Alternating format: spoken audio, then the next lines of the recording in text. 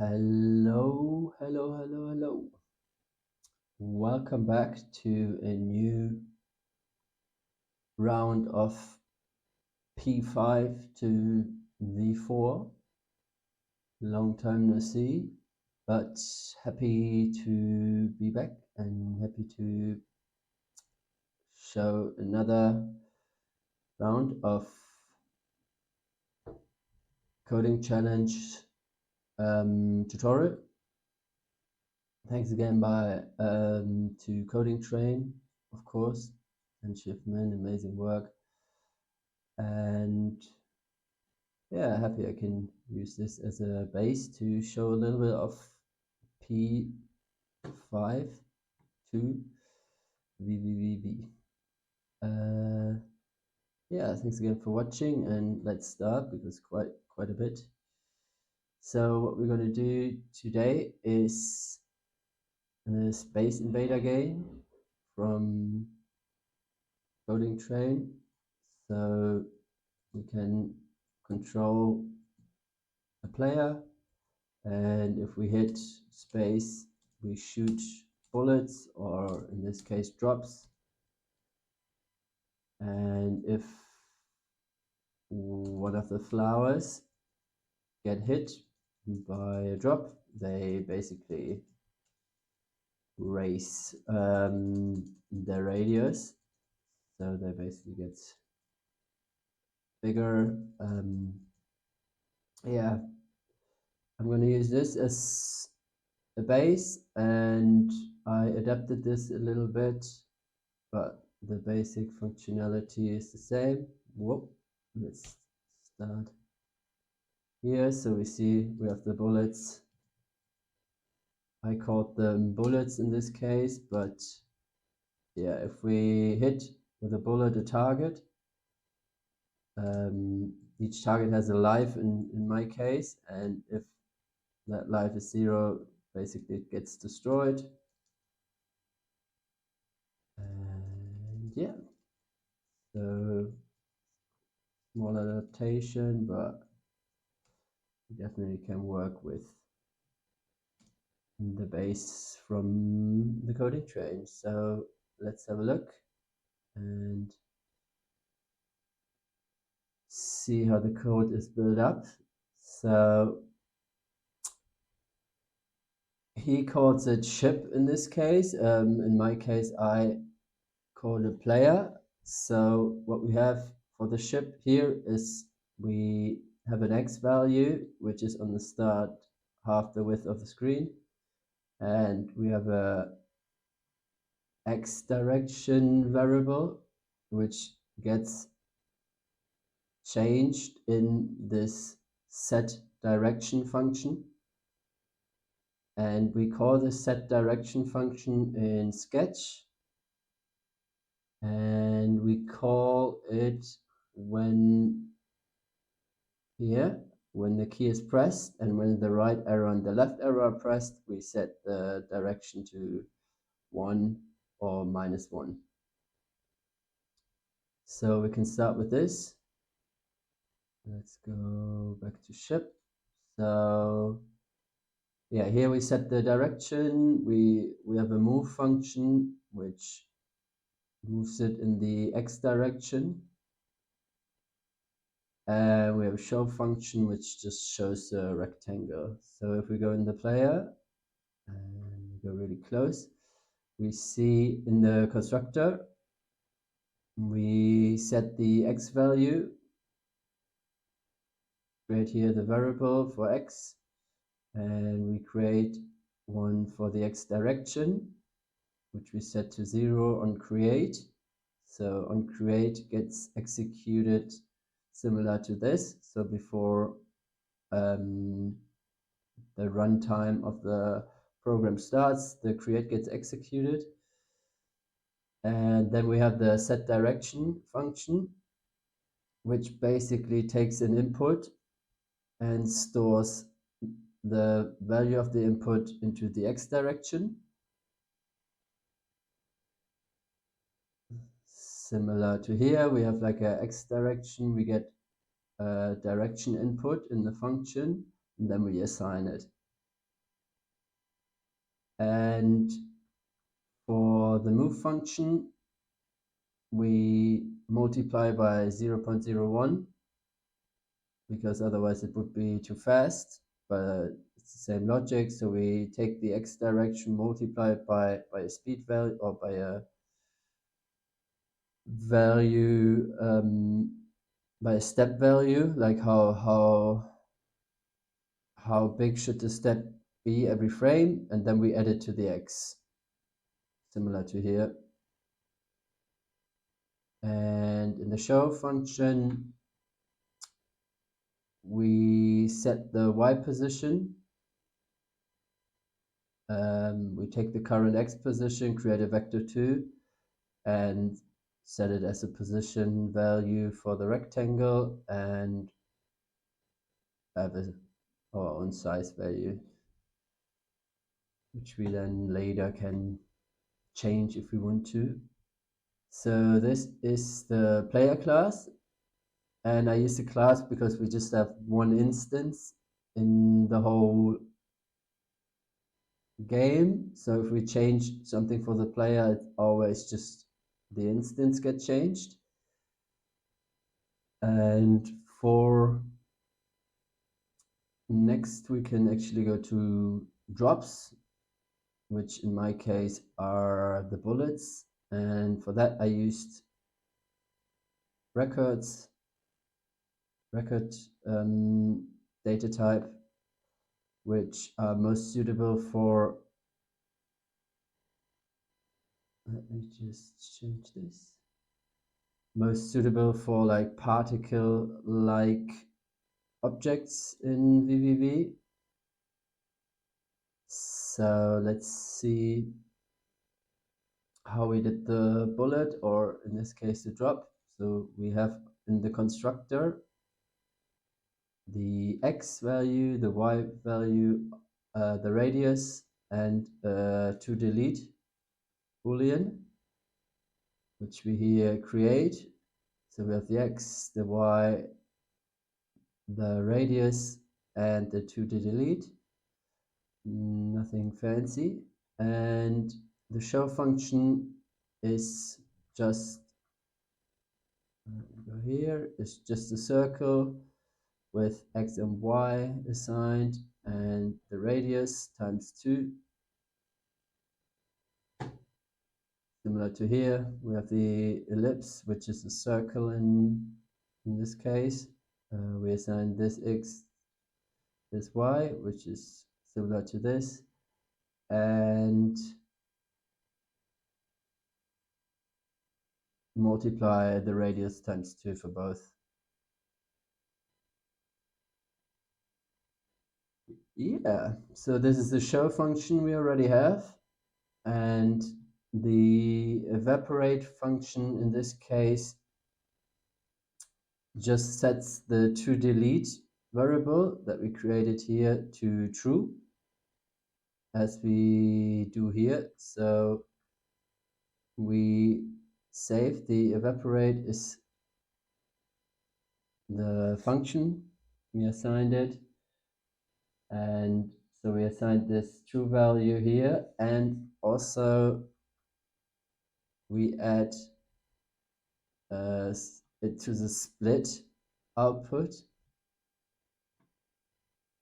to do further, to later be able to actually delete the bullet from the spread of bullets that we have.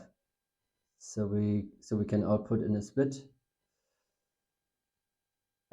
Yeah, and for the move function, or we can, yeah, that's right next to it. For the move function, we basically just take the y value and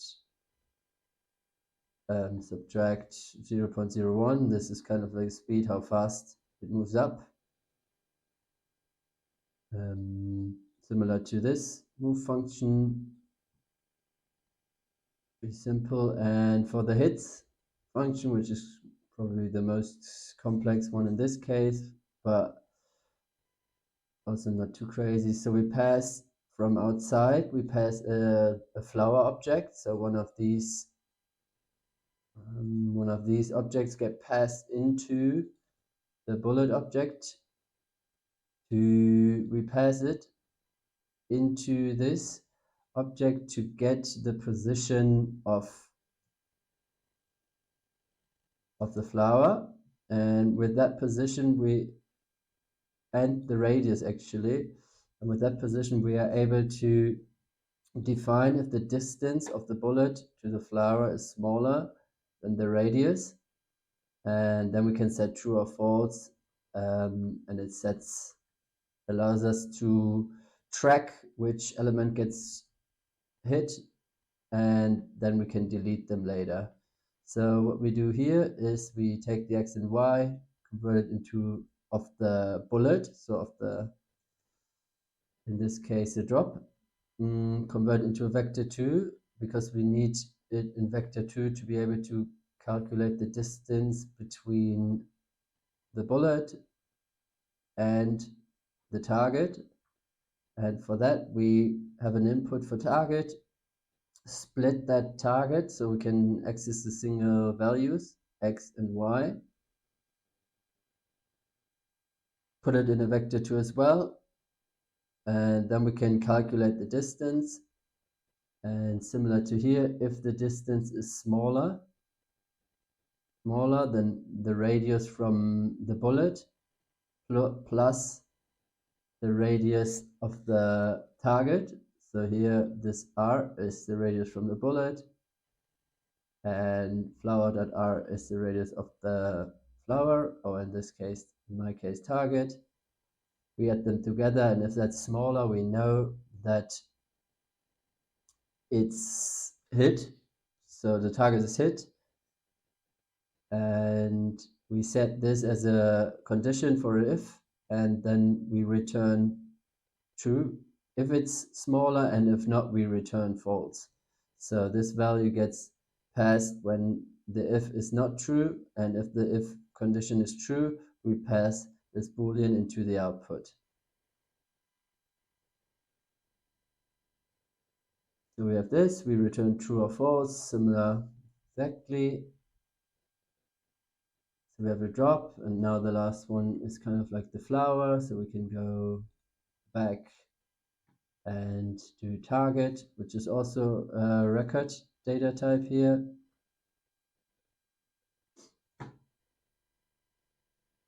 And similar to P5, we have x and y again.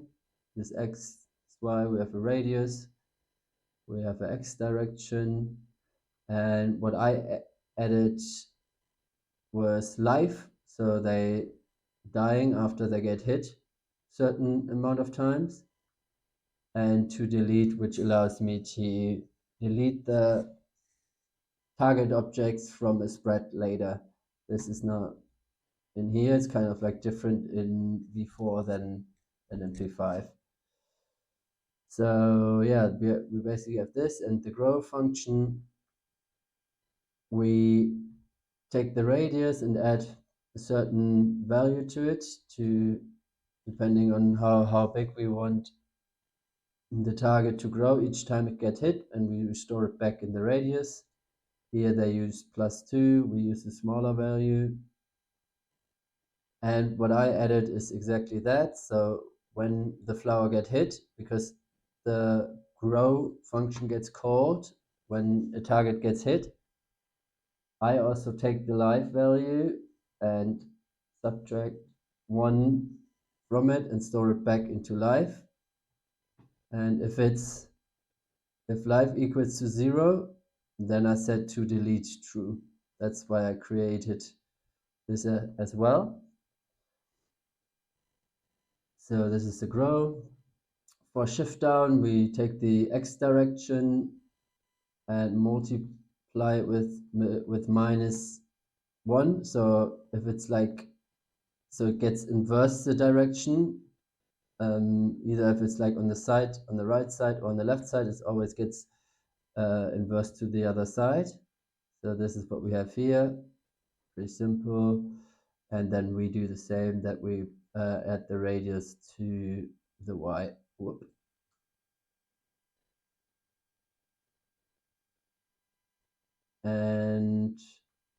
reset back is another functionality that I add. So because in this case, if you see the bubbles are like gone, or the flowers are gone, and in my example I actually added,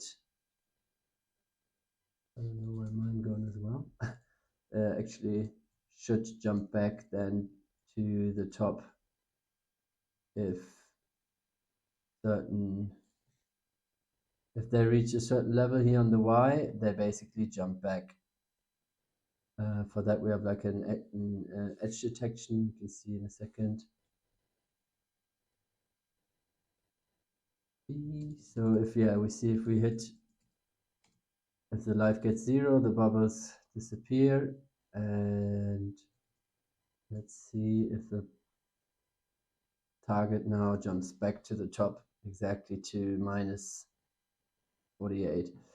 In Skia, because we're using Skia, this direction is minus and that direction is or this direction is negative, this direction is positive, so that's why it's minus 48.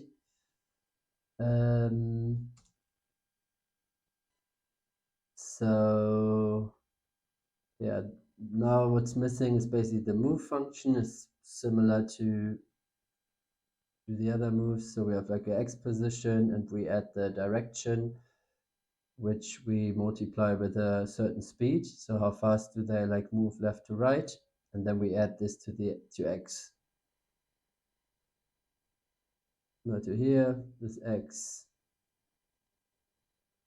plus the direction.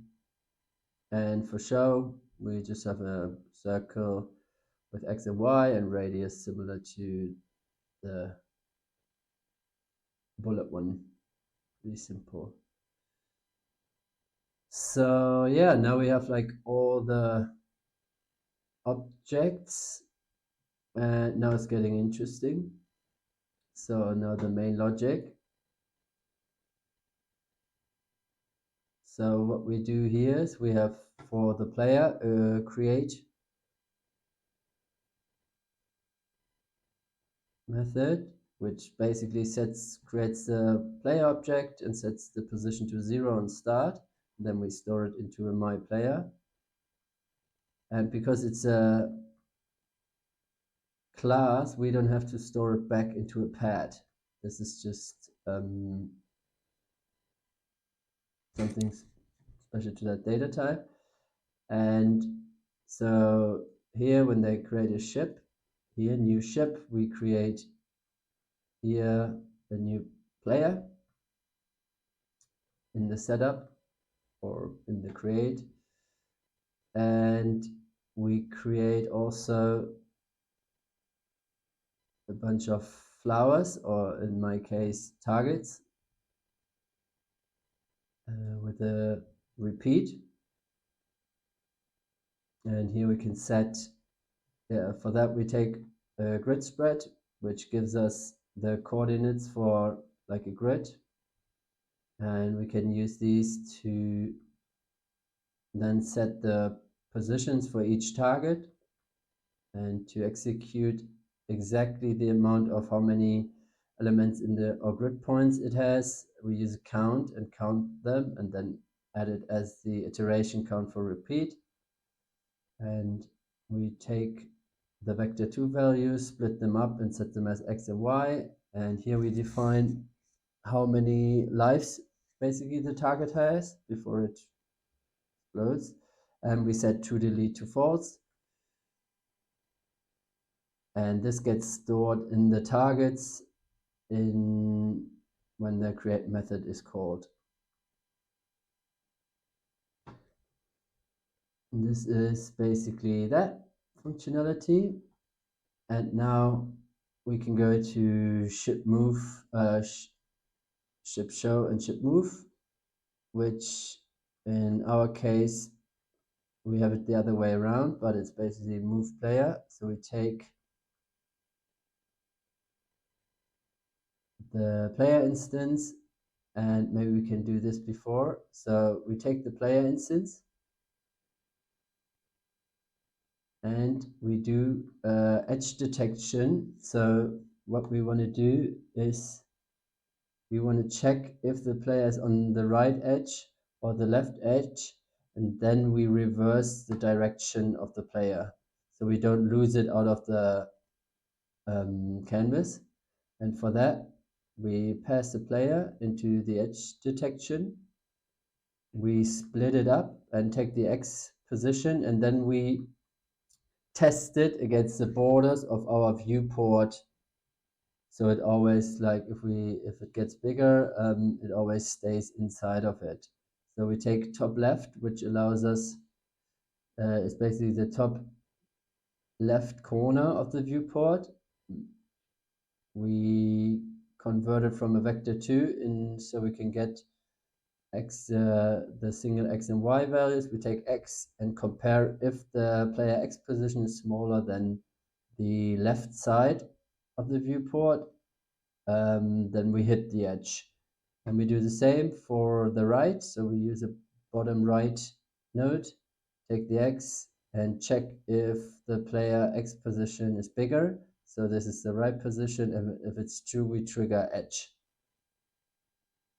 So if that's true, so if we're on the edge, what we do is we take the x direction from the player instance and we reverse it. So this basically creates that it's like moving in the other direction.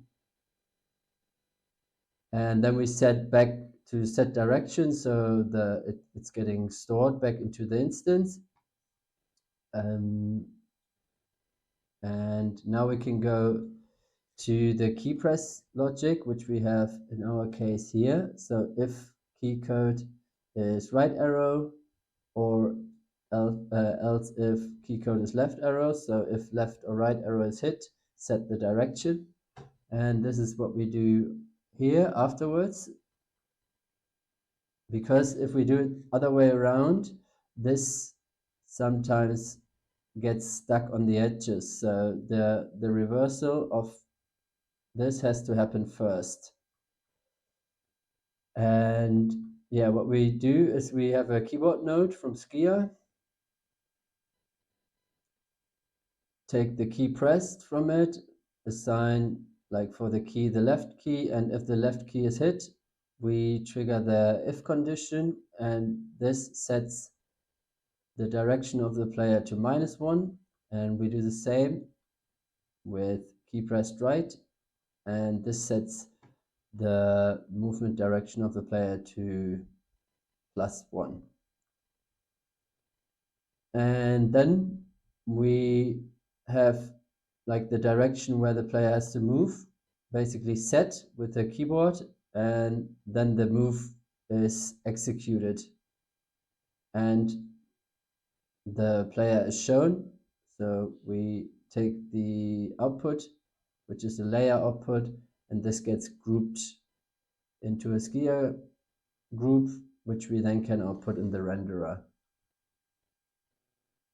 This is the basic flow for the player. We can continue with the bullets. So this is basically this. And now we can continue with the bullets.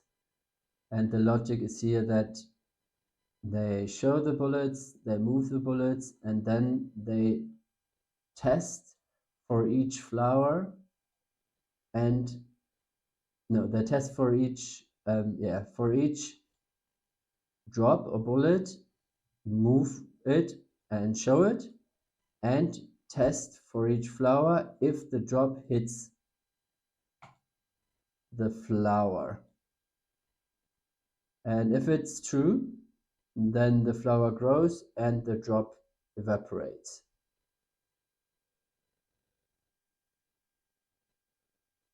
Which is basically the logic here. So we have, first of all, maybe we need to do this because this goes here in the logic first. So what we do here is, like, if the key or what they do is, like, if the key is space,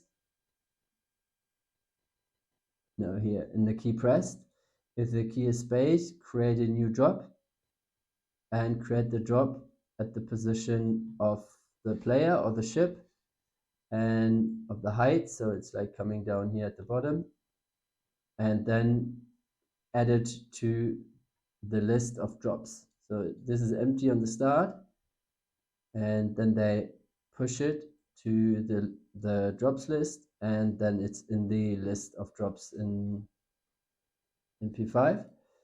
And what we do here is we again take the keyboard output from the keyboard node, take key pressed for space, and then we use a talk edge, so this gets just executed once per frame, because otherwise if key pressed and we hold down space, it would like create more, because we run 60 frames per second, it would basically create, yeah, for every frame in new bullet objects. If we just wanted basically just once trigger the if, and for that we use a talk edge and set it as the true condition for the if, and if space is held down,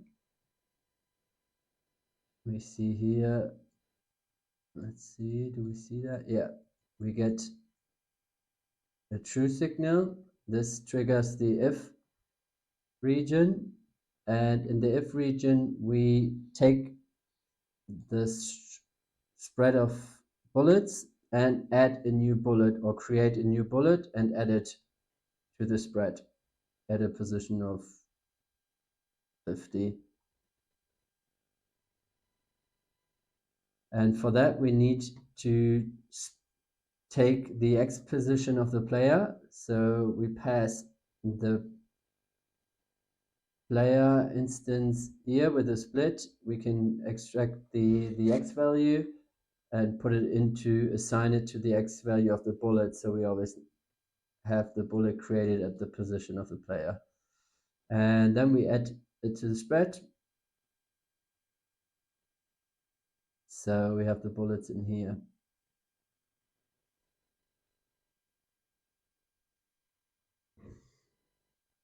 And now, so this is basically exactly this logic is executed here. And now we're getting to this logic, which is a bit more complicated. So what we do is we create our first for each region for the bullets, which is here for drops length, and we pass in the targets, but not into, we basically pass it in not into the splicer, but into the accumulator. So we can use the whole list inside of another for each inside. Because if we would put it into the splicer, we just would get the single element of the target. But we want on this level the whole list or the whole spread of targets, and then splice them up in the second for each.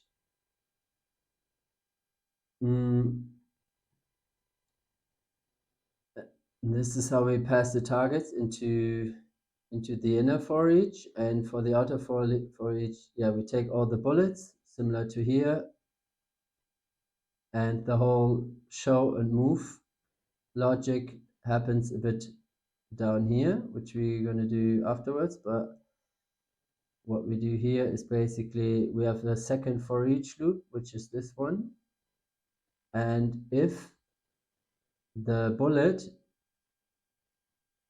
which we pass in the second one, also in the accumulator, not in the splicer, because the splicer wouldn't work, because the bullet is not a sequence. So we need to pass it in the accumulator, and then we execute the hits method of the bullet and put the target in it. And if that's true, we execute evaporate from bullet and grow from target. So this is that here. If drops hits flowers. If it's hit, then evaporate, grow target.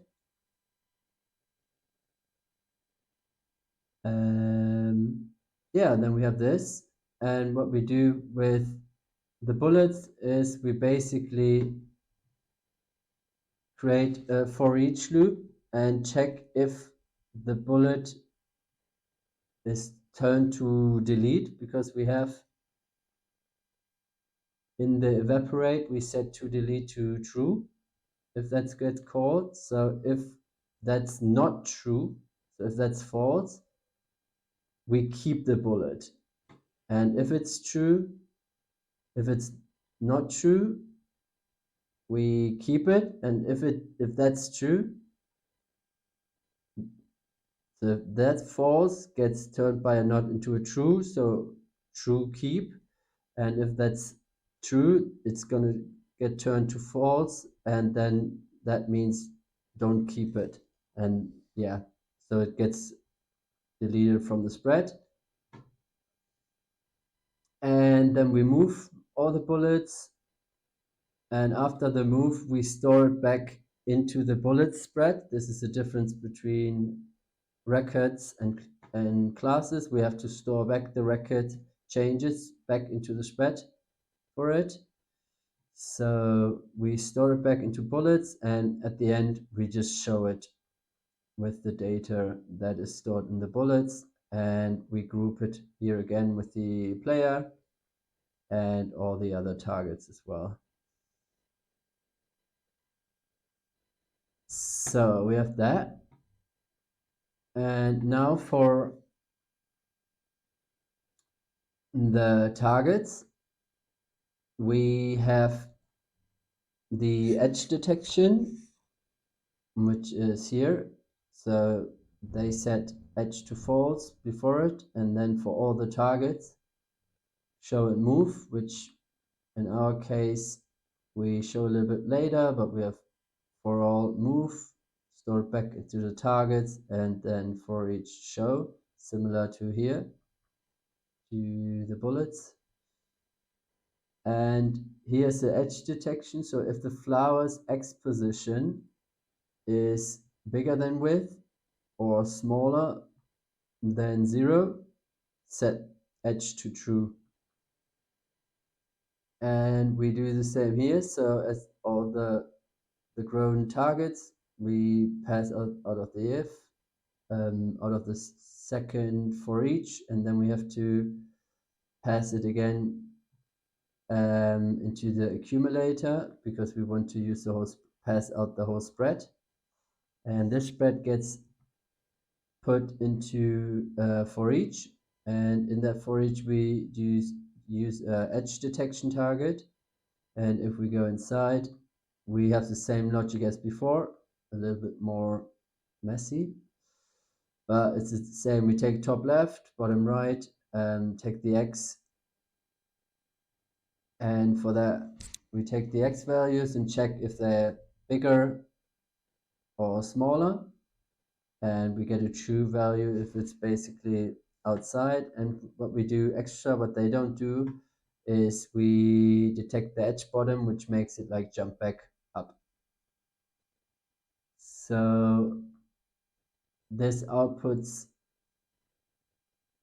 true or false values if they hit on the side, and if that spread contains a true value, we basically shift down. So we execute the shift down, where we change the X direction and we jump it down a little bit. So this gets executed, and above that, for similar to what we had before, to delete the targets, like this is the same logic, just to delete the targets from the spread that got killed.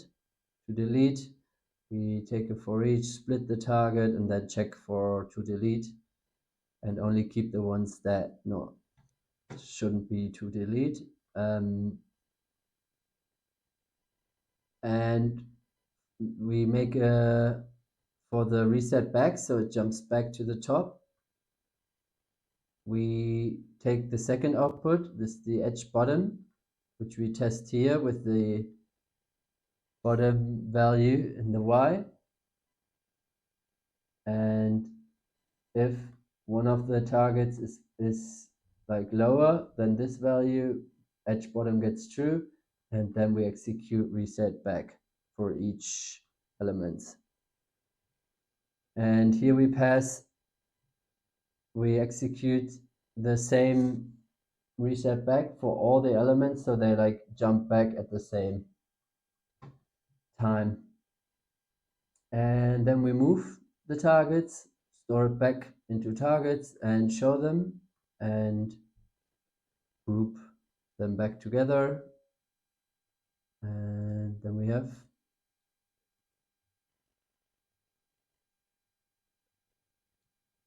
this behavior.